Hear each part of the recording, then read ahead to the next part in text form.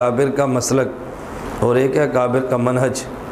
مسلک کا معنی کیا ہے؟ عقیدہ پلس مسئلہ، عقائد جمع مسائل، یہ ہے مسلک۔ اور منہج کا معنی اکابر کا مزاج۔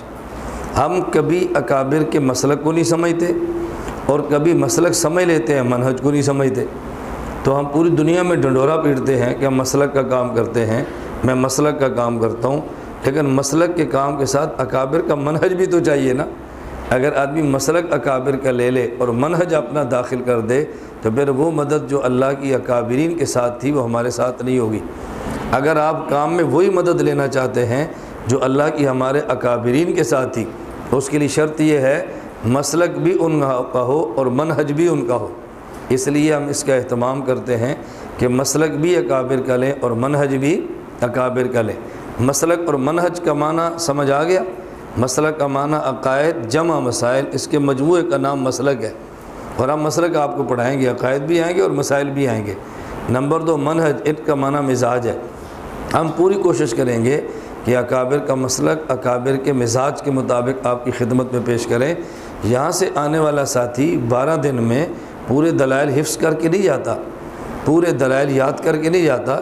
ہم اس کے سامنے مسئلہ رکھتے ہیں، نوعیت رکھتے ہیں، تنقیحات اس کی پیش کرتے ہیں، اس کے شبہات کو صاف کرتے ہیں اور ایک مزاج اکابر کا منتقل کرنے کی کوشش کرتے ہیں تاکہ یہاں سے آنے والا آدمی مسلکی بھی بنے اور منہجی بھی بنے۔ ہمارا یہ لفظ تو چلتا جی فلاں مولوی صاحب بہت مسلکی ہے، لیکن یہ کوئی بھی نہیں کہتا فلاں منہجی بھی ہے۔ تو اکابر کا مسلک بھی چاہیے، اکابر کا منہج بھی چاہیے۔ اگر آپ چاہیں کہ آپ کی گاڑی رفتار کے ساتھ دوڑے اور تھوڑے وقت میں زیادہ سفر طے کریں، اس کے لیے یہ ضروری ہے کہ گاڑی بھی اچھی ہو اور روڈ بھی اچھا ہو۔ گاڑی بہت اچھی ہو اور روڈ ٹوٹا ہوا ہو تو گاڑی کی رفتار تیز نہیں ہو سکتی۔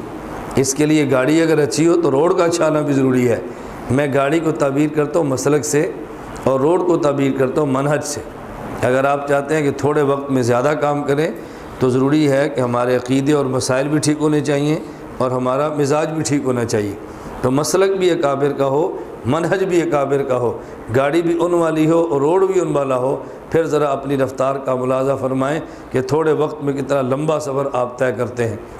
تو دعا کریں اللہ ہمیں اپنے اکابرین کا مسلک بھی عطا فرمائے، اللہ ہمیں اپنے اکابرین کا منہج بھی عطا فرمائے۔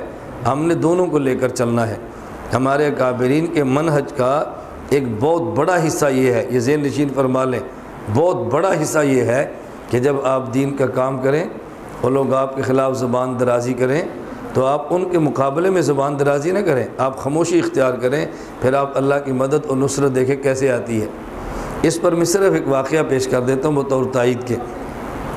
حضور اکرم صلی اللہ علیہ وسلم تشریف فرما ہیں، ابو بکر صدیق رضی اللہ تعالیٰ عنہ اور ایک اور صحابی رضی اللہ عنہ دونوں حضور کی خدمت میں بیٹھے ہیں۔ تو دوسرے صحابی ابو بکر صدیق رضی اللہ تعالیٰ عنہ کے بارے میں کوئی سخت کلمات فرما رہے تھے۔ حضرت صدیق اکبر رضی اللہ تعالیٰ عنہ نے بڑی خندہ پیشانی سے برداشت کیا، مسکراتے رہے اور بات کو سنتے رہے۔ رسول اللہ صلی اللہ علیہ وسلم کے چہرے پر مسکراہٹ کے آثار ہیں۔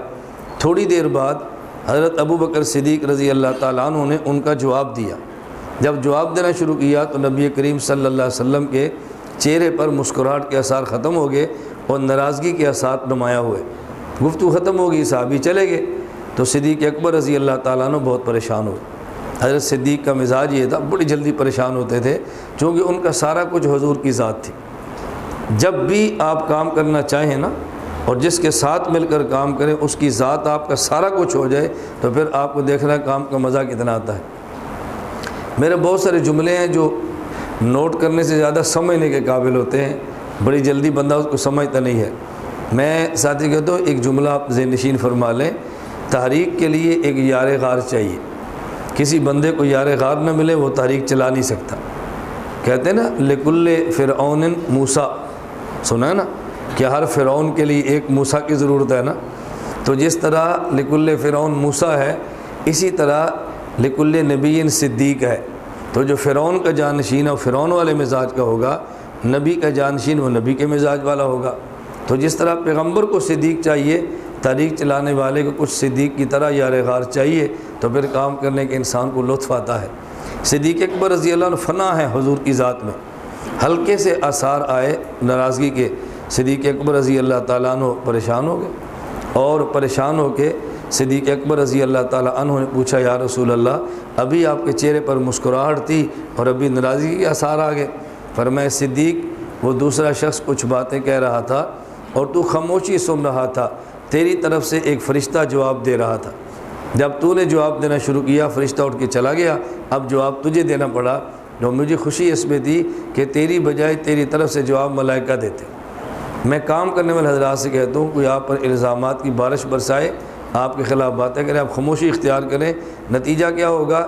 آپ کے دفاع کے لیے اللہ ملائک کو لگا دے گا، آپ کی طرف سے سوائیاں ملائک دیں گے، آپ کام کریں، 24 گھنٹے کام میں لگے رہیں، اللہ کی مدد اور نصرت اسی کے ساتھ آتی ہے۔